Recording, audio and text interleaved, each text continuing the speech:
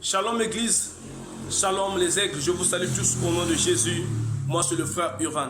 Je viens vous rencontrer à travers cette vidéo pour vous donner une information très choquante. Alors cette information est tirée dans les livres de Matthieu chapitre 6 verset 15. Tous ensemble nous allons ouvrir la Bible. Qu'est-ce que ce verset dit? Matthieu 6 verset 15, la Bible déclare: mais si vous ne pardonnez pas aux hommes, votre Père ne vous pardonnera pas non plus vos offenses.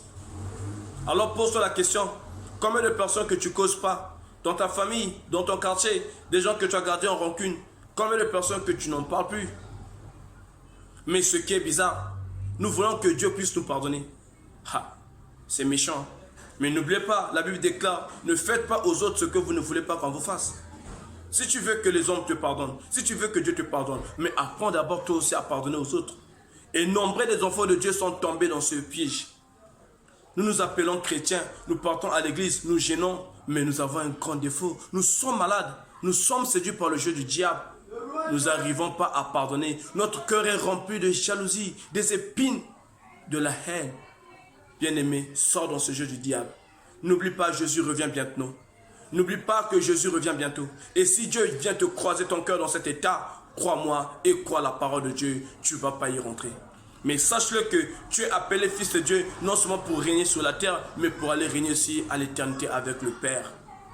Voilà pourquoi je viens par ce message, bien-aimé. Je sais que ce n'est pas facile, attention. Je sais que ce n'est pas facile avec le coup qu'on a eu à voir. Mais demande l'aide du Saint-Esprit.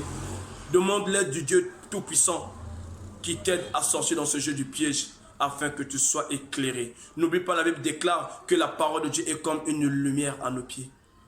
Et cette lumière-là a pour but pour nous éclairer là où nous croyons que nous sommes dans la lumière, or que nous sommes dans les ténèbres. Le fait que tu gardes la rancune, le fait que tu gardes la jalousie, la haine, la colère contre un semblable, sache-le que tu ne fais pas la Bible, tu ne fais pas la parole de Dieu. Et tu es en désaccord avec Dieu. Parfois tu peux te poser une question: mais pourquoi moi, depuis que j'ai commencé à croire, depuis que j'ai donné ma vie à Jésus, il n'y a pas de changement, point d'évolution? Parfois cette astuce va t'aider. Parfois, cette parole va beaucoup t'aider.